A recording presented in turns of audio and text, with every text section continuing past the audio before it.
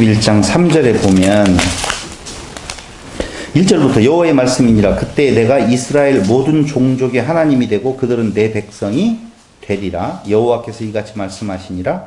칼에서 벗어난 백성이 광야에서 은혜를 입었나니 곧 내가 이스라엘로 안식을 얻게 하려 할 때에라. 옛적에 여호와께서 나에게 나타나사 내가 영원한 사랑으로 너를 사랑하기에 인자함으로 너를 이끌었다 하였노라. 자, 지난 시간 무슨 이야기까지 했냐면요, 고토로 돌아오게 하는 근거는 무엇일까? 70년 포로 잡혀가는 내용에 대해서는 말씀을 드렸어요. 인간으로 행해졌던 모든 것들을 끊어버리시고 하나님께서 하나님의 자녀 만드신다, 하나님의 백성 만드신다, 하나님 되게 하신다라고 하는 것을 하나님께서 하시려고 이전에 사람으로 이루어졌던 모든 것들을 다 끊어버리세요. 그게 완전한 패망이에요. 바벨론의 포로로 70년 동안 있다라고 하는 내용은 그 나라는 끝났다 그 말이에요. 다시 돌아온다는 회복을 뭘로 생각하면 안 되느냐면요, 육적 이스라엘을 다시 부강하게 부흥시킨다, 이것을 회복으로 보면 절대 안 돼요. 이 이스라엘은 어떻게 되었다는 거예요? 북쪽 이스라엘 망하고 남쪽 유다. 이스라엘 개념은요, 지파가 12지파잖아요. 근데 이미 10지파가 넘게 다 망해서 12지파가 없어요. 그런데 다시 회복되어지는 이스라엘의 12지파가 어디가 있어요? 유다지파만 남아있는데. 그럼 유다지파가 12지파 이스라엘이에요? 그거 아니거든요. 내용은. 그러니까 이스라엘은 다시 회복이라는 개념이 있으면 안 되는 거예요, 사실은. 근데 자꾸 그 이스라엘에 대한 미련이 남아있어가지고, 오늘날 성도들도 미련이 남아있어가지고, 그 이스라엘의 회복에 대한 내용을 자꾸 생각을 하는데, 회복 안 돼요. 봐봐요. 고려는 망했어요, 안 망했어요? 망했어요. 조선은 고려의 아니에요? 대한민국은 조선이에요, 고려 후손이에요, 고구려의 후손이에요, 어느 후손이에요? 거기에 다 들어있어요. 다 들어있어요. 그냥 거기에는요, 대한민국에는 미안하고 죄송한 이야기지만은 임진왜란을 겪으면서 외인 씨도 들어와 있고 지금은 다 많이 섞여져 있어요. 그걸 순수한 대한민국이 조선이라고 고구려 이렇게 말할 수가 없는 거예요. 정신이 더더군다나 안 되는 거예요. 근데 이스라엘이라고 하는 나라가 지금 이스라엘이냐? 전혀 아니에요. 근데 자꾸 그 이스라엘, 지금 이스라엘을 옛 이스라엘, 12지파의 이스라엘, 야곱의 그 이스라엘로 자꾸 생각한다는데 아픔이 있다니까요. 그러니까 그 나라는 망해야 되기 때문에 당연히 바벨론에 포로 잡혀간다라고 하는 말은 포로로 잡혀갔다가 조선이 독립을 해서 대한민국이 되는, 이렇게 생각을 자꾸 한다니까요. 조선은 완전히 망했잖아요. 조선이 다시 회복을 하려면 왕이 세워져야 돼요. 근데 왕이 아닌데 무슨 조선이, 러시아하고 소련하고는 다를까요? 같을까요? 달라요, 당연히. 소련이 아니에요. 지금 러시아는 러시아일 뿐이에요. 근데 이스라엘만큼은 자꾸 이스라엘이라고 이스라엘의 회복을 이야기를 하고 언약을 성취하신다라고 하는 개념, 그건 절대 아니에요. 절대. 다시 모아지는 예언. 그런데요. 그래서 거기에서 예레미야서에서도 보면 오늘 예레미야 다시 모인다라고 이야기할 때 참 1장부터 재밌는 내용이 나오거든요. 1장 한번 보세요.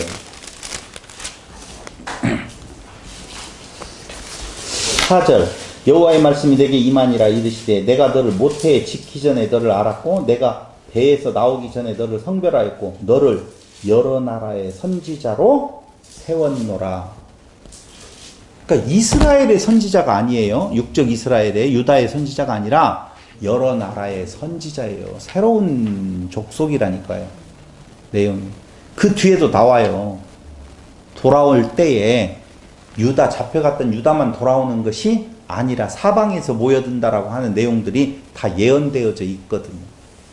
그래서 말씀드린 대로 너희가 애굽으로 내려가지 말라고 하는 내용은 죄악된 곳으로가 아니라 이제 바벨론에서 완전히 망하게 하고, 바벨론으로 통해서 망하게 하고 새로운, 다시 말씀드리면 야곱이라고 하는 존재를 통해서 이스라엘이 탄생했던 것처럼 그 야곱이 나오기까지 아브라함이라고 하는 존재가 있었잖아요. 아브라함, 이삭, 야곱으로 이어졌잖아요. 그 사이에 그 길에 대한 내용들이 예수님 오시기까지의 그 길을 예비하려고 바벨론에서 섞이지 아니하는 그 피의 혈족들을 보존하시는 의미지 다른 거 아니에요. 유다의 회복이 아니라고요. 절대적으로. 그래서 예수님이 오셔서 출발은 어디로부터 되어지느냐? 이스라엘 유대인들로부터 출발되어지지만 모든 나라의 참 선지자로서, 모든 나라의 왕으로서, 모든 나라의 그리스도 메시아로서 오시는 거라고요. 그래서 예수님이 처음 시작, 물론 그건 아닌 건 분명해요. 12아들의 12지파 그 중에서 4지파가 빠지잖아요. 11지파에 대한 내용이 나오잖아요. 죄송해요. 그냥 그렇게 써먹어서 가룟 유다가 빼고 11명 제자로 만나 뭐 이렇게까지도 굳이 막 억지로 그냥 맞춰보면 그런 숫자 장난을 할 수도 있어요. 그렇게 말한다고 해서 누가 아니라고 또 말을 하겠어요? 그건 혈족이 아니에요. 영적인 개념의 하나님의 가족이라고 하는, 나라라고 하는 백성들은 사람의 혈통으로 되어진 것이 아니라고 하는 사실이에요. 그럼 하나님께서 그대로 고토로 돌아오게 만든다고 했잖아요. 고토로 70년이면 고토로 돌아온다라고 약속이 있잖아요. 뭐 때문에요? 언약을 근거로 해서 돌아간다라고 생각을 한다니까요. 많은 사람들이 해석을 그렇게 해요.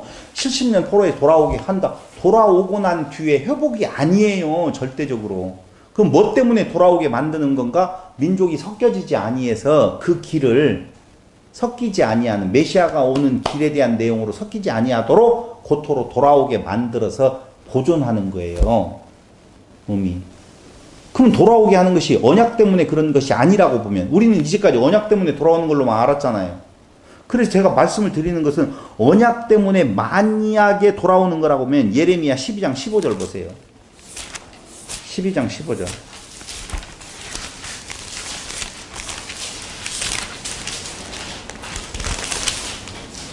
14절. 내가 내 백성 이스라엘에게 기업으로 준 소유에 손을 대는 나의 모든 악한 이웃에 대하여 여호와께서 이와 같이 말씀하시느니라. 보라, 내가 그들을 그 땅에서 뽑아버리겠고 유다의 집을 그들 가운데서 뽑아내리라. 내가 그들을 뽑아낸 후에 내가 돌이켜 그들을 불쌍히 여겨서 각 사람을 그들의 기업으로, 각 사람을 그 땅으로 다시 인도하리니 그들이 내 백성의 도를 부지런히 배우며 살아있는. 여기에 보면 이스라엘 유다만이 아니라 누구까지라도 열방들도 다 돌아간다 그 말이에요. 그럼 열방들은 돌아갈 약속이 없잖아요. 없는데도 돌아가요, 안 돌아가요? 돌아가요. 그럼 언약 때문에 돌아간다라고 하는 말이 성립이 안 된다는 거예요. 그럼 왜 70년 만에 돌아오게 만드시는 건가? 아까 이야기했어요. 그 근거는, 목적은 그리스도 오시는 길을 예비하는 거라고 그랬잖아요. 그럼 그 길을 예비하는 그 바탕에 근저는 뭐가 있는 건가? 예레미야 31장 3절 보세요.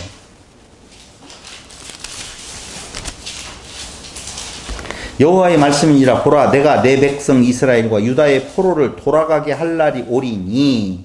여기 돌아가게 할 날이 오리니라고 할 때 슈브 쉐보트라고 하는 단어를 쓰는데, 포로에서 되돌아간다라고 할 때 그 쉐보트라고 하는 단어의 개념은 단순히 돌아간다는 의미 아니에요. 회복이에요. 31장 3절이요? 30장 3절 죄송해요. 31장 3절을 보는 것이 좋았는데 31장 3절을 보세요. 옛적에 여호와께서 나에게 나타나사 내가 영원한 사랑으로 너를 사랑하기에 인자함으로 너를 이끌었다 하였노라. 근저가 뭐라고요? 또 한 절 볼까요? 3절 말고 20절 보세요. 9절 보세요. 9절. 그들이 울며 돌아오리니 나의 인도함을 받고 간구할 때 내가 그들을 넘어지지 아니하고 물 있는 계곡에 곧은 길로 가게 하리라. 나는 이스라엘의 아버지요 에브라임의 장자니라. 이 9절을 20절하고 연결시켜서 보세요. 20절.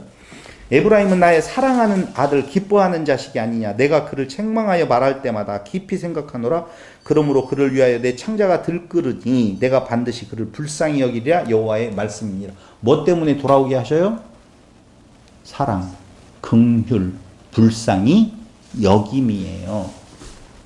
뭐가 그렇게 불쌍하고 뭐가 그렇게 사랑하시는 건가요? 한번 생각해 보셨어요? 예레미야 42장 12절 보세요. 42장 12절. 내가 너희를 불쌍히 여기리니 그도 너희를 불쌍히 여겨 너희를 너희 본향으로 돌려보내리라 하셨느니라. 뭐가 근저에 있다고요? 불쌍히 여김, 긍휼하는 마음이에요. 29장 10절로 11절에도 역시 나타나 있고 이사야 14장 1절에도 보면 거기 한 번만 더 찾아보고 이사야 14장 1절. 여호와께서 야곱을 긍휼히 여기시며 이스라엘을 다시 택하여 그들을 땅에 두시리니 나그네 된 자가 야곱 족속과 연합하여 그들에게 예속될 것이며 라고 나오지요. 그러니까 고토로 돌아오게 하시는 그 근저에 대한 내용은 뭐라고요?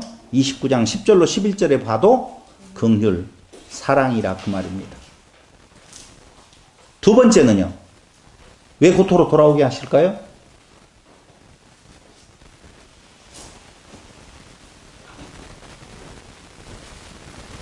하나님의 거룩한 이름 때문에. 열방 중에서 하나님의 거룩한 이름 때문에. 그건 에스겔서 36장을 보시면 정확하게 나와요. 제가 안 읽을게요. 시간 바쁘니까. 하나님의 명예를 위하여서 그래요. 에스겔서 36장 16절로 36절 사이에 22절, 23절을 보시면 정확하게 그렇게 표현되어 있어요. 그럼 보세요. 고토로 돌아오게, 즉 가나안 땅으로 다시 돌아오게 만드시는 것이 하나님의 긍휼과 하나님의 명예 때문에 그런다 그 말입니다. 그럼 하나님의 긍휼, 하나님의 명예는 어디하고 연결되어지느냐? 왜 하나님께서 긍휼하시고 사랑을 베푸셔요? 응? 그래요. 언약, 약속 뭐 이렇게 자꾸자꾸 생각을 하시잖아요. 그의 자녀요, 그의 백성이니까 그래요. 자꾸자꾸 언약을 이야기를 하면 틀렸다라고 말할 수는 없지만, 아니 언약이 없는 나라가 부유하고 강성해지잖아요. 언약이 없는 백성들이 생육하고 번성하잖아요. 그러니까 언약을 근거로 잡으면 안 된다고요. 그건 하나님의 긍휼은 누구에 대한 내용인가? 하나님 당신이 당신의 자녀 삼기로 정하셨잖아요.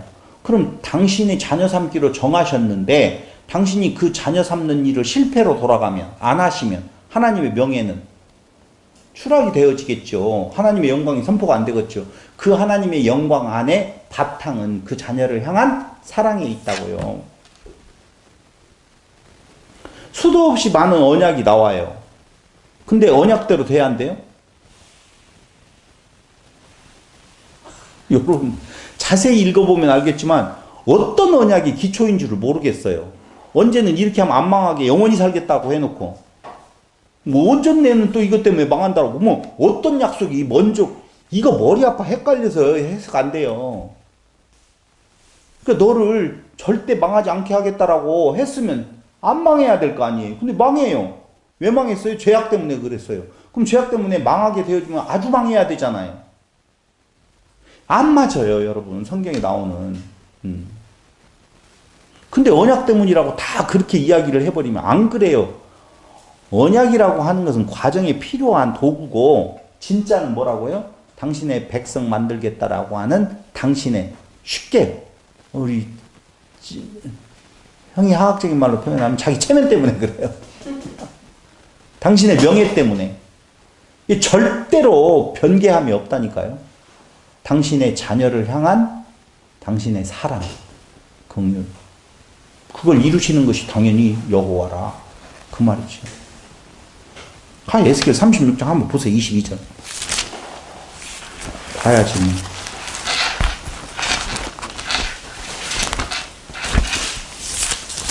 36장 22절.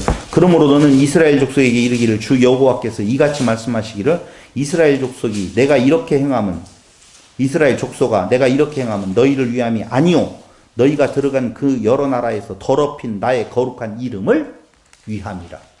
나오죠? 아, 안 되겠어요? 하나 더 봐야 되겠어요? 23절 봐요. 거기에 23절에도 여러 나라 가운데에서 더럽혀진 이름 곧 너희가 그들 가운데에서 더럽힌 나의 큰 이름을 내가 거룩하게 할지라. 내가 그들의 눈앞에서 너희로 말미암아 나의 거룩함을 나타내리니 내가 여호와인 줄을 여러 나라 사람이 알리라. 주 여호와의 말씀입니다. 나오잖아요, 정확하게. 당신의 이름을 위하여서. 당신의 이름의 명예를 위하여서. 여호와인데 내가 그걸 안 하면 되겠느냐? 그러니까 그 여호와가 아, 약속대로 이루시는 분이다. 자꾸 그렇게 생각하지 마세요. 그 약속대로 안 이루신다니까? 약속대로 안 이루셔요. 야고바 절대 어쩌고저쩌고 한다고 약속했는데 다 망했잖아.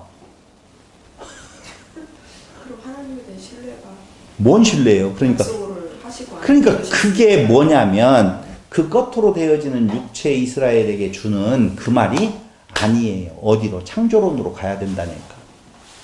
그래서 창조의 개념은 누구나 세우는 그 나라가 아니에요. 아, 이스라엘만 나라 세웠어요? 아, 그 나라 아수르는 너무 컸어요. 애굽도 너무 컸어요. 바벨론은 정말 장난 아니게 로마도 컸어요. 그 큰 나라들이 다 흥망성쇠를 거듭하고 있었을 때 이스라엘만 독약청청 안 망하고 있었어요? 망했어요, 계속. 딱 조금 힘 폈었을 때가 다윗과 솔로몬 시대라니까. 그때 빼놓고는 완전히 다 오늘날 이스라엘이 저렇게 힘을 좀 쓰고 있다라고 뭔 힘이 강한 나라예요?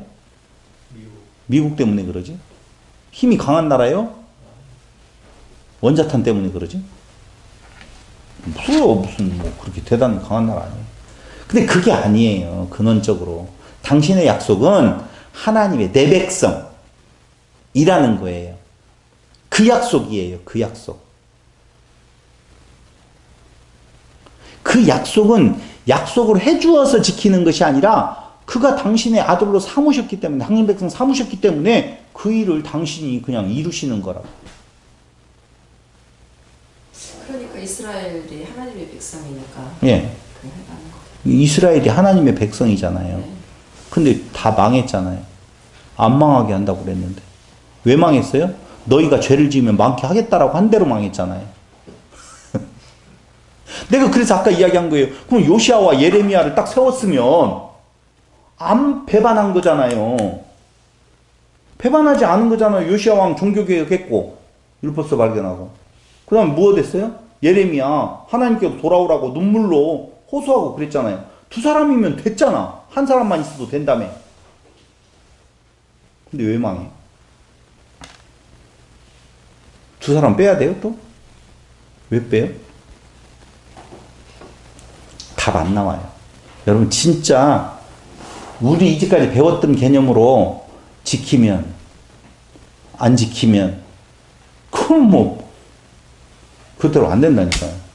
다윗 때 괜찮았잖아요. 아, 그놈 밧세바 하나 범한 것 때문에 그 기회를 놓쳤나요? 결국은 창조는 어디로 가고 있느냐? 둘째 아담에 의해서 신 되게 하시는 거라니까요. 하나님의 백성. 그게 인간의 모습에서는 할 수가 할 수 없다가 아니라 그게 아니다. 아까 이야기했잖아요. 모형으로서의 의미.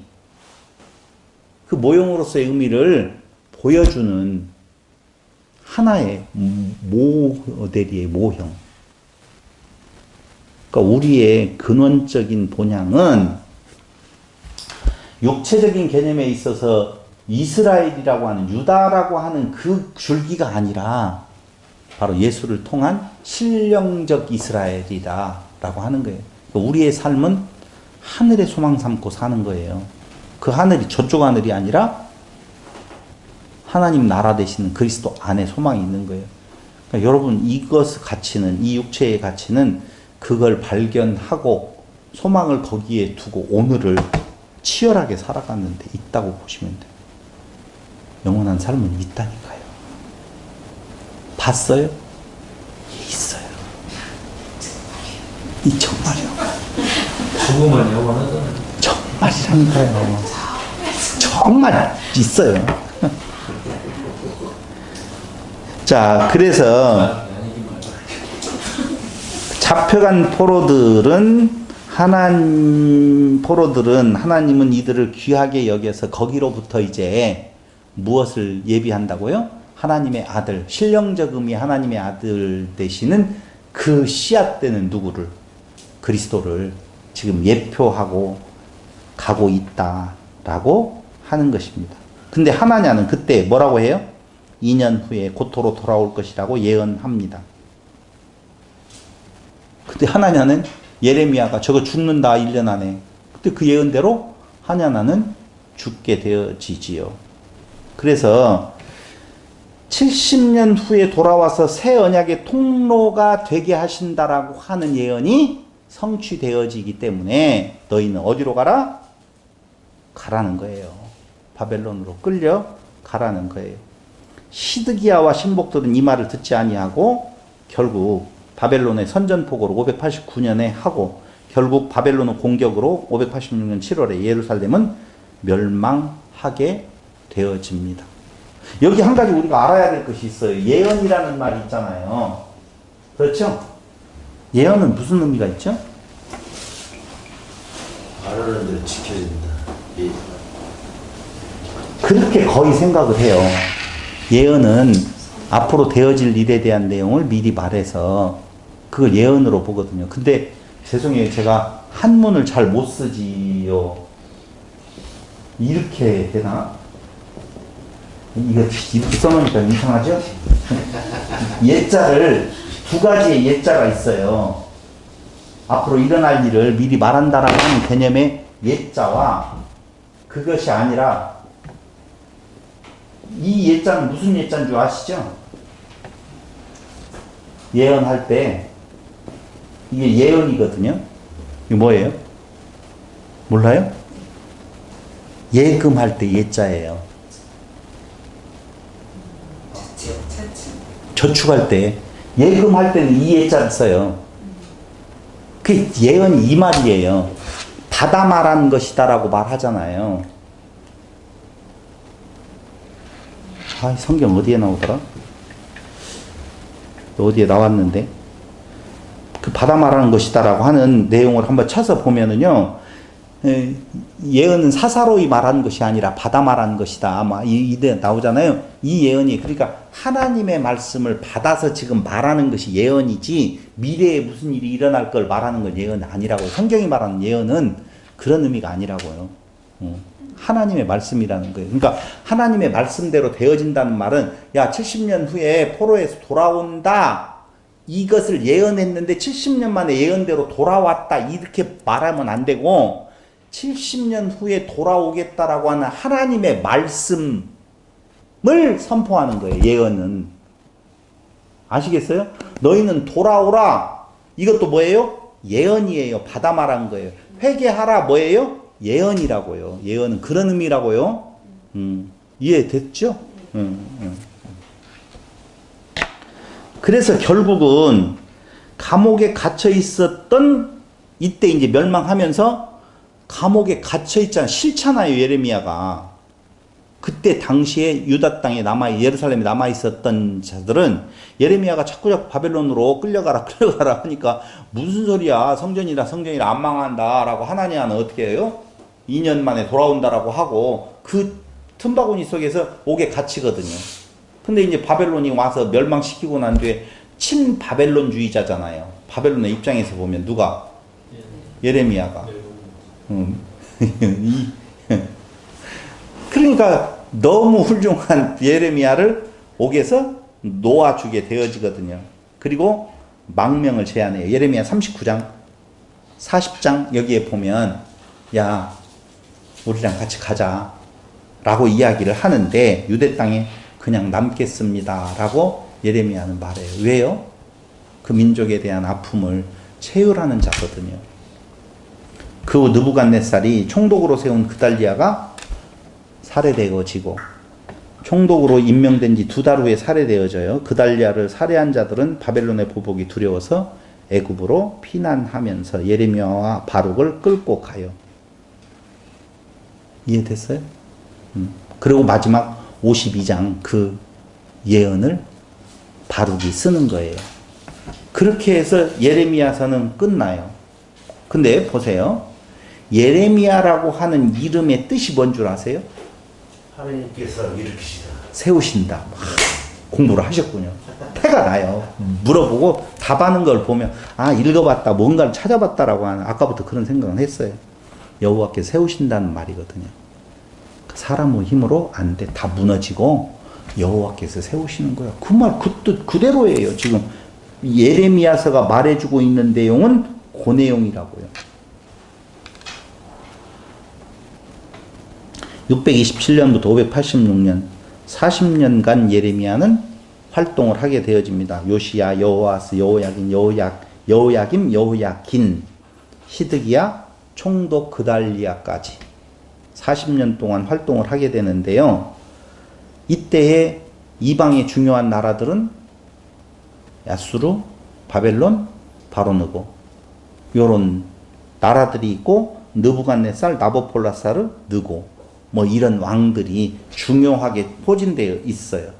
그럼 요시아와 같이 종교개혁을 단행한 자 너무 훌륭하죠. 그러니까 예레미야는 요시아와 같이 정치계에서는 요시야, 종교계에서는 예레미야와 같이 종교개혁을 단행한 자예요. 그러니까 예레미야 5장 1절에 보면 봐보세요. 5장 1절에 보세요.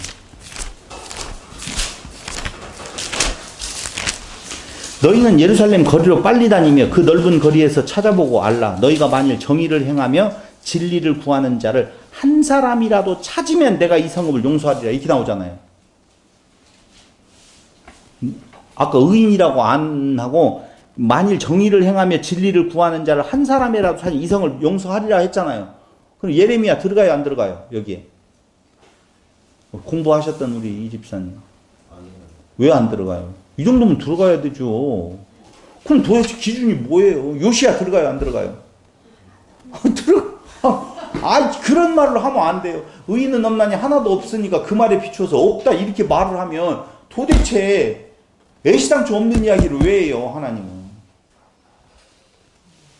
소돔과 고모라하고 똑같아. 그러니까 소돔과 고모라에서도 의인 10명을 찾고 5명을 찾고 뭐 2명을 찾던가요 나중에? 본인도 포함하면 한 명이 부족했나? 거기는? 한명 말씀 된다. 된다고. 여기 지금 2명이나 있잖아요. 근데 왜 안 되냐고. 예레미야까지 합하면 2명인데. 진리가 그 진리가 아닌가. 열왕기하 22장 한번 보세요. 얼마나 훌륭한 내용이 나오는지. 열왕기하 22장 11절.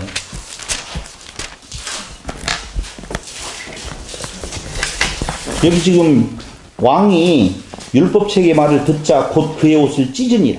왕이 제사장 hil기야와 사반의 아들 아히감과 미가야의 아들 악볼과 서기관 사반과 왕의 시종 아사야에게 명령하여 이르되 너희는 가서 나와 백성과 온 유다를 위하여 이 발견한 책의 말씀에 대하여 여호와께 물으라.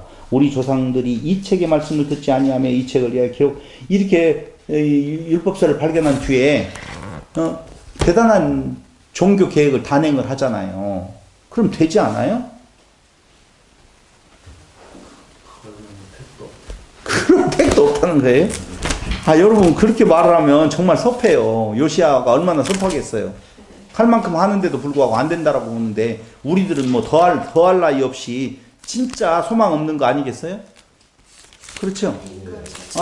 이게 예. 성경에서 이런 식으로 예. 대표성이라고 해가지고 예. 그래서 한 사람이 의인이 아니고 전체적인 그런 그 이스라엘의 전체적인 예. 그런 사람들이 죄를 지은 거지. 예. 그렇기 때문에 한 사람이 뭐 한다고 생각해요. 무슨 이야기인지 알아요. 이스라엘이라고 하는 존재는 하나의 존재로 통일된 하나의 존재, 자기가 민족이고 민족이 자기라고 하는 개념 쪽에서 하나로 되어져야 된다는 말이잖아요, 지금. 또 한번 볼게요. 예레미야 22장.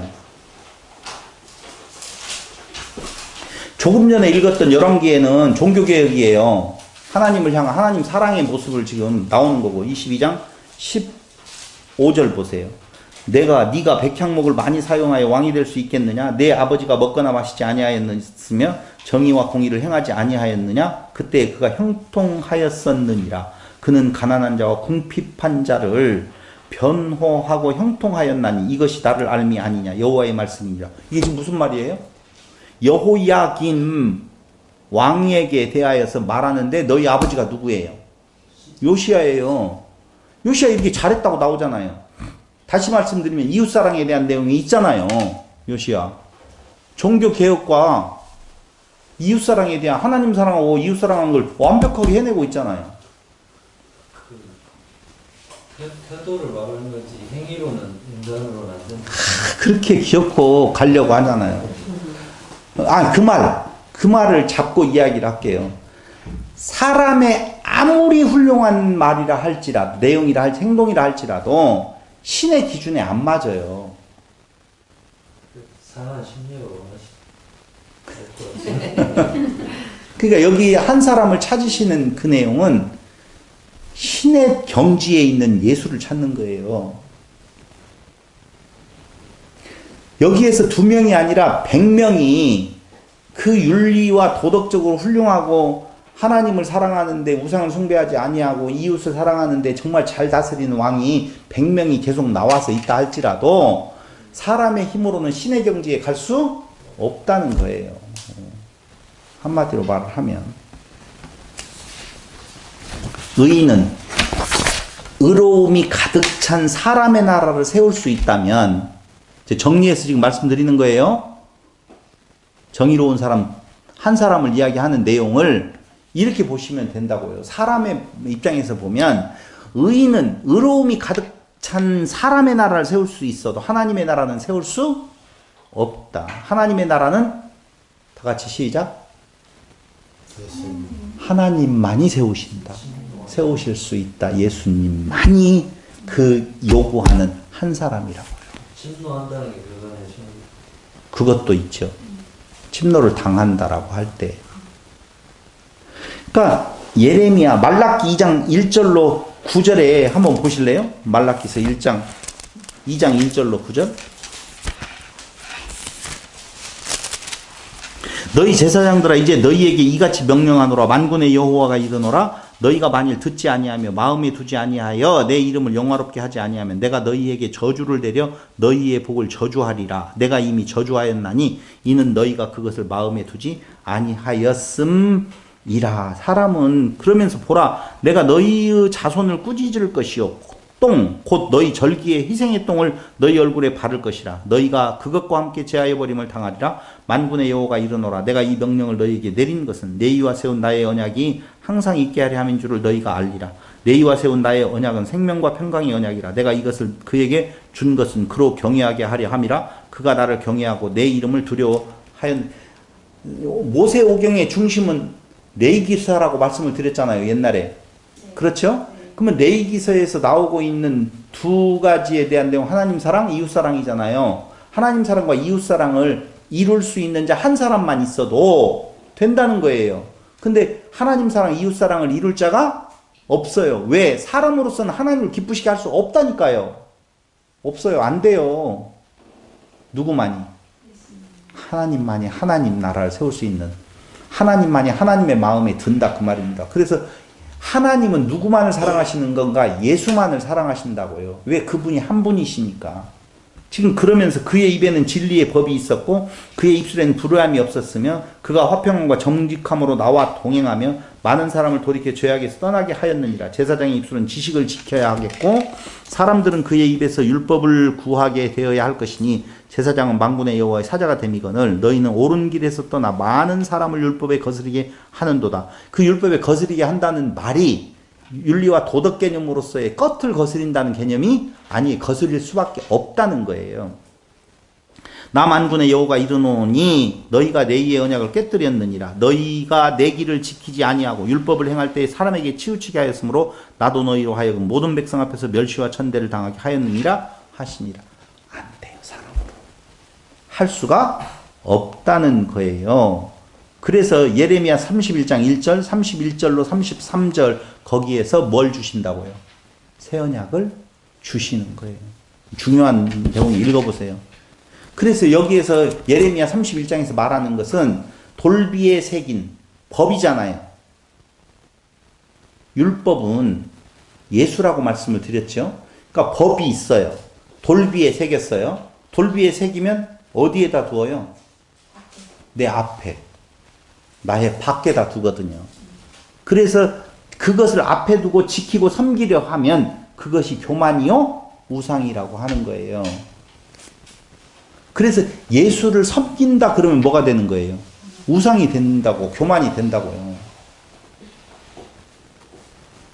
그래서 예수 믿으면 지옥 간다는 말을 그런 의미로 놓고 본다면 어느 정도 일리 있는 말이 되어진다 그 말입니다. 네가 외부에다 놓고 내가 하나님의 모습에까지 내가 가겠습니다. 그게 에덴 동산에서 선악지식나무로 먹는 아담의 모습이라고요. 근데 그걸 그렇게 안 한대요.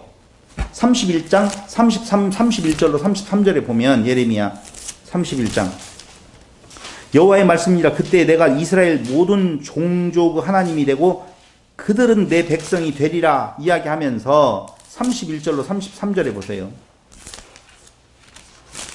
31절 여호와의 말씀이니라 보라 날이 이르리니 내가 이스라엘 집과 유다 집에 새 언약을 맺으리라 이 언약은 내가 그들의 조상들의 손을 잡고 애굽 땅에서 인도하여 내던 날에 맺은 것과 같지 아니할 것 그 돌비기고 내가 그들의 남편이 되었어도 그들이 내 언약을 깨트렸음이라 여호와의 말씀이니라. 남편이 되었어도 외적으로 완벽한 부부로서 알 수가 없는 것이죠. 그러나 그날 후에 내가 이스라엘 집과 맺을 언약은 이러하니 곧 내가 나의 법을 그들의 속에 두며 그들의 마음에 기록하여 나는 그들의 하나님이 되고 그들은 내 백성이 될 것이라 여호와의 말씀이야. 신비에 두면 밖에다 두고 섬기는 것이 아니에요. 그것이 내가 되어서 하나님과 백성으로 하나 되어진다라고 하는 거예요. 그래서 예수님과 하나 되는 것, 예수가 되는 것, 그리스도가 되는 것, 그걸 뭐라고 말하는 거예요? 구원, 하나님의 백성됨이라고 말하는 거예요. 그러니까 지금 우리에게 있어서는 밖에다가 두고 그걸 지키려고 하는 것, 그게 우상이에요.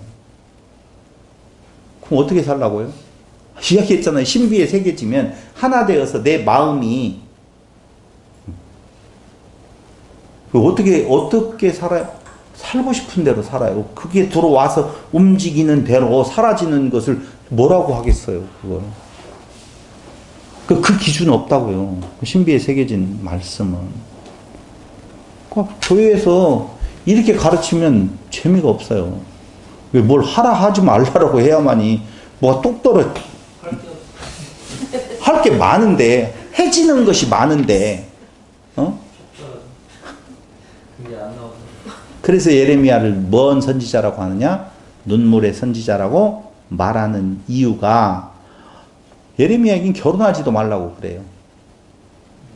그렇죠? 그러니까 100년 전 이사야를 통하여서 말씀하신 하나님의 언약. 이사야 40장 3절 5절. 그것의 성취를 위하여서 유다를 심판하여 바벨론의 포로로 잡혀가게 하시는 하나님을 지금 예레미야는 선포하고 있기 때문에 100년 전에는 그나마 아직 뭐가 희망이 좀 있는 것 같는데 예레미야 때에는 희망 없다. 완전히 망케하신다. 그러니 육적으로 그 민족의 같은 민족으로서 그냥 안 아프겠어요? 이미 멸망을 앞에 두고 이야기하는 건데 그래서 눈물의 선지자라고 이야기를 하는 거예요. 1장에 가서 보면 넌 무엇을 보느냐 그러니까 북쪽에서 뭐가 있어요? 살구나무 가지가 끓는 가마가 기울어진다고. 살구나무가 뭐예요? 유다를 말하는 거잖아요. 끓는 가마에서 그건 사라지게 되어져 있어요. 그러니까 살구나무는 샤케트라고 하는 단어인데 이루려 합니다. 쇼케트예요. 그러니까 샤케트, 쇼케트 비슷하잖아요. 지금 언어의 유의를 음이 비슷해요. 틀림없이 끓는 가마에 살구나무 가지가 타버린다 그런 말이거든요. 정해져 있어요. 그러니 안 올 수가 없잖아요. 난 이번에요. 부산에서 사람들이 선거한다고 한 표 달라고 비 오는데 무릎 꿇고 절하는 걸 내가 봤거든요. 뻔히 쇼라는 거 알잖아요. 그런데도 괜히 뭉클해지대.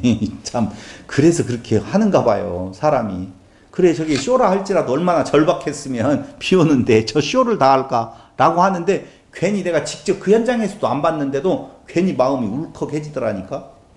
뭐 때문에 저러는 건가. 근데 예레미야는 그 심정이 얼마나 우리가 누군가가 암에 걸렸다라고 하는 순간 막 울컥해지잖아요. 안 그랬어요? 나는 그러던데. 보험으로 해놔. 보험금 난 생각 못하고 있었어요. 자기 가족이 그러면은 울컥해지는데 네. 남이 그러면은 그럴 수도 있지 이렇게 생각을 자기 난 가끔 그런 생각은 해요. 어떻게 여러분들은 느끼시고 또 제 말을 받아들일지는 모르겠지만 우리 같이 공부하는 사람들의 그 아픔들 있잖아요. 아파하시는 분들도 있고 근데 그분들을 생각하면 괜히 센티해지고 아니 그 센티해진다기보단 좀 서글퍼지는 부분이 없지 않아 있어요. 진짜. 그래서 많은 숫자는 아니어도 믿는 것과 아는 것에 하나 된 자들의 그 애절함이라고 하는 내용이 분명히 있어요. 내가 예레미야의 심정을 조금은 이해를 좀 해요. 아, 미안해. 거기까지 감성적으로 가지는 않을 것 같은데도 하여튼 이해가 되어져요. 그런데 그게 그 예레미야 입장에서 31장에서 말하면서 무엇을 본다고요? 새 언약을 보는 거죠. 새 언약을. 그러니까 우리는 육체가 죽어가는 슬픈 모습을 보지만 그 육체에 벗어난 때에 우리에게 영원한 생명이 있다라고 하는데요. 그걸 볼 수 있다라고 보면 육체의 서글픔 너머에 기쁨이 분명히 있다라고 하는 거예요. 여러분 있어요. 있는데. 그래서 유다의 패망을 목도하는 슬픈 선지자 1장 13절 아까 끓는 가마를 보면서 아수르가 아닌 바벨론에 잡혀가게 하신 하나님의 섭리는 메시아의 길을 예비하시는 여호와 하나님의 모습을 보여주고 있고 아수르 즉 아수르가 메소포타미아, 팔레스틴, 애굽까지 정복한 강대한 나라였어요. 여러분 세계지도에서 아수르 제국을 보잖아요. 참 재밌는 그림을 여러분들이 볼 수 있는데요. 이렇게 볼 수 있어요. 제가 그릴 때 이렇게 그리잖아요. 여기가 지금 갈대아우로. 근데 여기 아수르가 발흥을 해가지고 이쪽까지 다 먹고 애국까지 다 먹었어요. 이렇게 쫙 다 먹어요. 다 먹었어요. 근데 여기만 딱 유다만 남겨놨다. 모든 나라에서 다 어떤 당이 다 국회의원이 되는데 요거 한 자만 다른 당이 되는 것 같이 이렇게 되어져 있어요. 왜 이걸 그때 그 나라에 아니 당으로 이야기해서 미안해. 선거철이라 그러는데 아수르가 다 먹었는데 이 유다를 못 먹고 놓아둬요. 그런데 못 먹고 놓아두는 것이 망하는 내용으로 뭐 아수르에게 망하든 애굽에 망하든 바벨론에 망하든 똑같은 건데도 불구하고 왜 굳이 하나님은 바벨론에 망해야 된다라고 말을 하고 있는 건가? 아까 이야기한 대로 유다만 남겨둔 이유는 그 길을 예비하시는 의미가 있다는 거예요. 그리고 예레미야는 뭐라고 나오냐? 1장 5절과 10절에 여러 나라의 선지자로 소개되어지잖아요. 아까 1장 5절은 봤고 1장 10절을 보세요.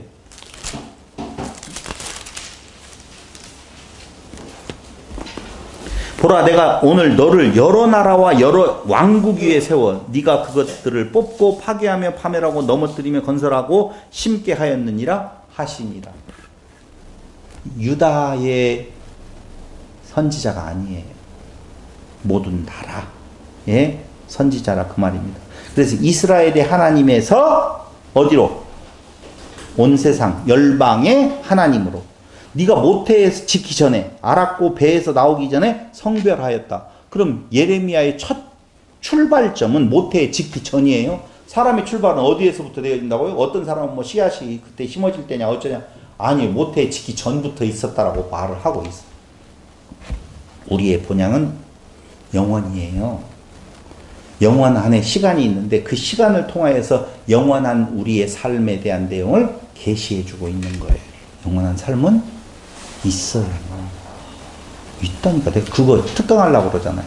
성경에 나와 있는 영원한 삶의 존재에 대한 내용의 구절만 싹 뽑아가지고 한번 같이 살펴보려고 그래요. 기대하시라.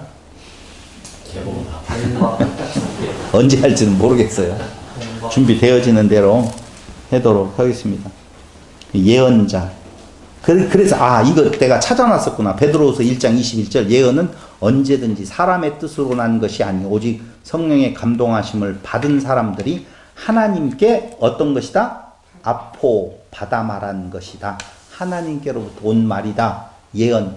미래에 무슨 일이 있을 거다라고 하는 노스트라다무스를 생각하면 안 된다라고 하는 내용이에요. 그 영어로 보면 프로피트, 프로프시 뭐 이렇게 예언자를 프로피트라고 말을 하고 예언이라는 말은 프로프시라고 이야기하는데 그때 그 예언은 예금할 때 예를 쓰고 있다. 앞으로 일어날 일을 미리 알거나 짐작하여 말하는 거 아니다라고 하는데요. 한번 말씀을 드리면서 뽑고 심으시고 다시 뽑지 아니하시는 뽑으실 때에 그루터기 남겨서 옮겨 심어요. 그러니까 뽑고 심으시는데 그런 거예요.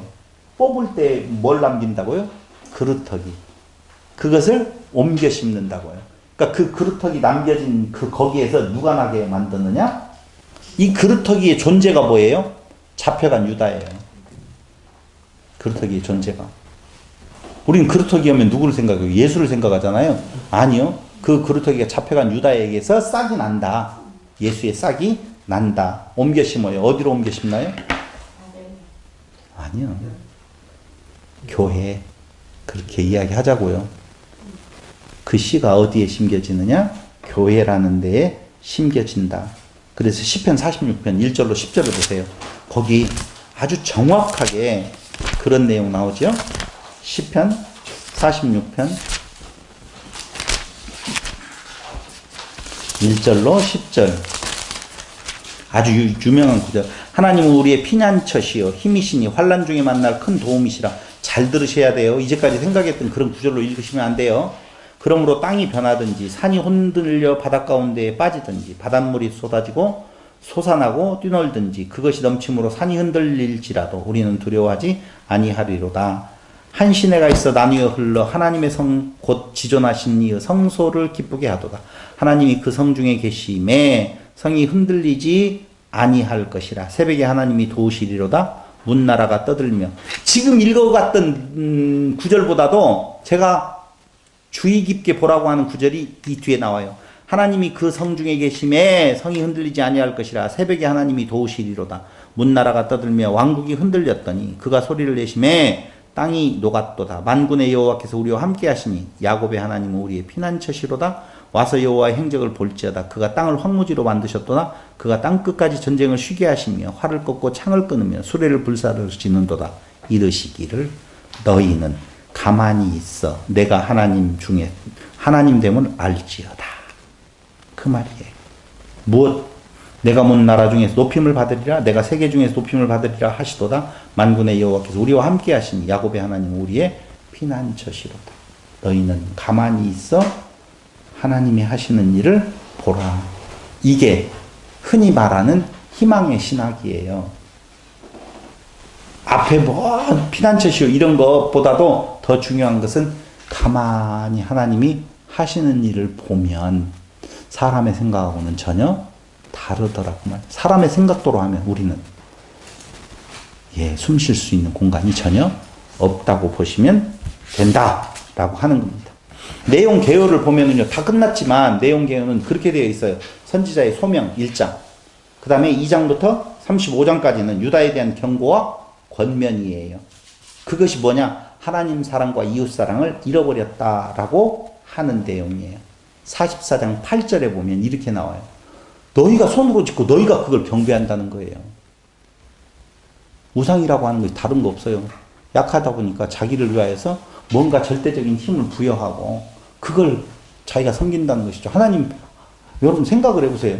이스라엘 백성들이 가나안 땅에 들어갔더니 거기는 뭔가 다른 신을 섬기고 있어요. 우습게 봤어요. 근데 우습게 봤는데 잘 사네. 왜 그러지? 라고 봤더니 농사 지을 때 비를 주관하는 신이 있다는 거예요. 그러니까 그것이 목적이 되어지는 거예요. 그래서 농사 짓는 선을 심기면서 내가 여호와를 버리냐? 안 버려요. 그건. 그러니까 그때로부터 신은 여호와는 사람을 위한 도구로서 종이 되어진 경우를 볼 수가 있다는 거죠. 그게 우상 숭배예요. 왜 예수를 믿어요? 천국 가려고? 그것이 우상 숭배라니까요. 그렇게 말하면 뒤집어요. 천국 가려고 교회 다니는데. 천국 가려고 예수 믿는 건 우상 숭배라니까요. 천국은 가는 게 아니라고요. 친구. 이미 우리 안에 들어와 있다고요. 근데 어디가 천국이에요? 우리가 생각하고 있는 그러니까 천국을 누리는 것은 다른 거 아니에요. 천국 되시는, 하나님 나라 되시는 그분이 오셔서 하나님 사랑과 이웃 사랑을 위하여 자기 몸을 내어주는 거잖아요. 좀 고난받고 가셨어요. 그 삶이 이 땅에서 두 발 딛고 살아가는 삶의 모습이라고 보면 그 육체를 벗은 그날 우리의 차원은 전혀 다른 차원이에요. 4차원도 넘어요. 그것도 넘을 것 같아요. 차원을 셀 수가 없을 차원에 고차원이에요. 이웃사랑. 근데 이웃을 노비로 삼았다. 예레미야 34장 8절로 22절에 보면 나타나 있어요. 그래서 바룩을 통해서 여호와의 말씀을 기록하고 낭독하라고 하는데 불살라 버리잖아요. 그거 알아요? 36장에 나와 있어요. 예레미야. 거기에 안 들어요. 싫어해요. 그러고 난 뒤에 섬기는 자에게 가해지는 박해와 고통이 나와요. 36장에 38장까지에 대한 내용인데요. 얼마나 많은 고통을 당하는지 알 수가 있어요. 그래서 바벨론으로 잡혀가라. 그러니까 치러하는 그 말 때문에 바룩과 예레미야는 고초를 당하게 되어지고 그 결과 예루살렘이 멸망당하게 되어지는 내용이 39장으로부터 45장에 나와 있지요. 그런 다음에 도구로 썼던 열방은 가만히 두어요? 그들도 역시 망하게 하는데 그 열방은 애굽, 블레셋, 모압, 암몬, 에돔, 다메섹, 그달과 하손, 엘람, 바벨론에 대한 심판이 쫙 기록되어지는 내용을 볼 수가 있어요. 그러면은 사람과 사람 사이에서 일어나는 전쟁으로 누가 이겼느냐 졌느냐가 아니에요. 모든 사람의 나라로서는 하나님의 나라 이룰 수 없어서 도구로 쓰여진 나라도 망하고 육체로 그 언약 백성이라고 말하는 그들도 망하게 해서 결국 목적이 처음 창조하신 근본적인 목적이 사람을 하나님 백성, 하나님 되게 만드시는 것이기 때문에 하나님이신 그분이 오셔서 그분으로 하나님 나라를 이루시게 하신다. 그 통로를 내시는 것이 유다의 멸망으로 바벨론에 포로 잡혀 가는 거다. 거기가 원래 처음 시작했던 데다. 인간적으로 보더라도 라고 하는 메시지를 지금 전달해주고 있다는 것입니다. 그래서 그 다음에 52장이 바룩이 쓴 부록이 나와 있는데 아수르로도 아니고 애굽으로도 가지 말고 바벨론은 괜찮다. 왜?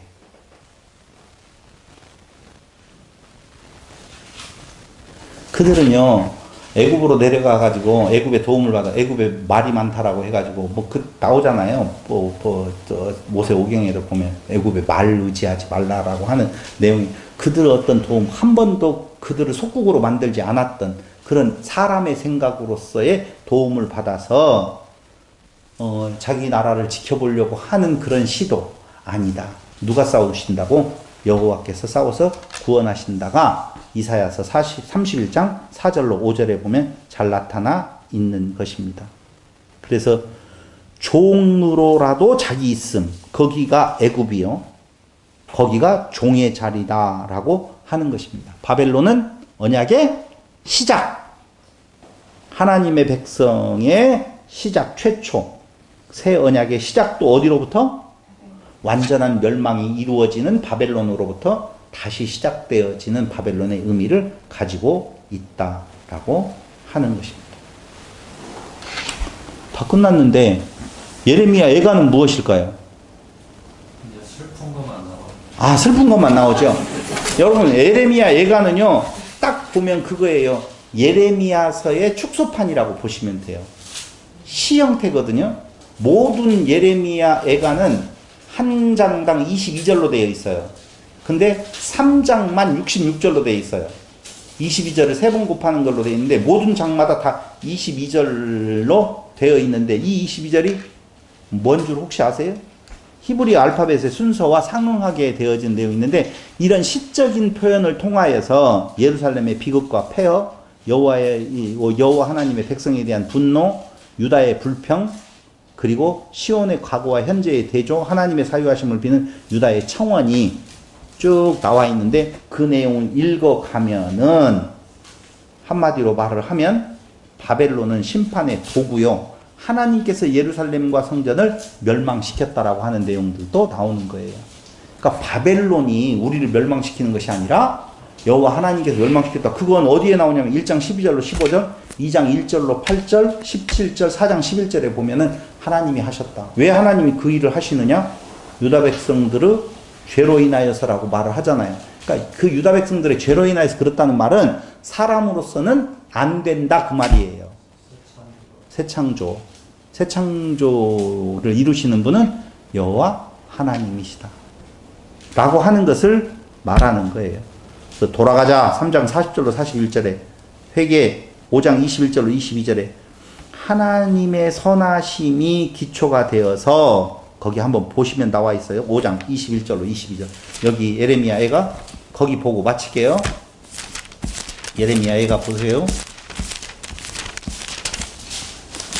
5장 21절로 22절 나오죠? 여호와여 우리를 주께로 돌이키소서 그리하시면 우리가 주께로 돌아가겠나이다. 우리의 날들을 다시 새롭게 하사 옛적 같게 하옵소서. 주께서 우리를 아주 버리싸움 아니 이거 말고요. 3장 미안해요. 3장 21절 찾으셨나요? 3장 21절 제가 볼게요. 이것을 내가 내 마음에 담아두었더니 그것이 오히려 나의 소망이 되었사옴은 희망의 주 소망의 주 24절로 25절 내 심령이 이르기를 여호와는 나의 기업이시니 그러므로 내가 그를 바라리라 하도다. 기다리는 자들에게나 구하는 영혼들에게 여호와는 선하시도다. 그러면 3장 22절 여호와 인자와 긍휼이 무궁하심으로 우리가 진멸되지 아니함이니이다. 여호와는 희망의 주시요 사랑의 주이시요. 그 다음에 23절에 보면 신실하시다. 이것들이 아침마다 새로우니 주의 성실하심이 크시도소이다. 신실하신 주. 26절 사람이 여호와의 구원을 바라고 잠잠히 기다림이 좋도다. 뭘 할 것 없어요. 그러니까 여호와는 구원의 주요 신실한 주요 사랑의 주요 희망의 주이기 때문에 그 긍휼하심 그 사랑 그것이 고토로 돌아오는 근거가 되어져서 오직 여호와의 긍휼하심만이 우리에게는 참 소망이다 라고 하는 내용을 에가서에서 말을 해주고 있는 거예요. 그러니까 예레미야서의 축소판이 예레미야 에가다. 망하지만 소망이 있다. 뭐가? 하나님의 긍휼이.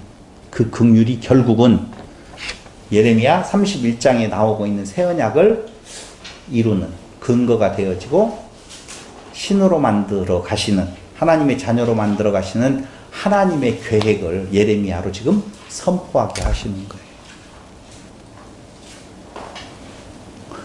그러니까 어쩌라고?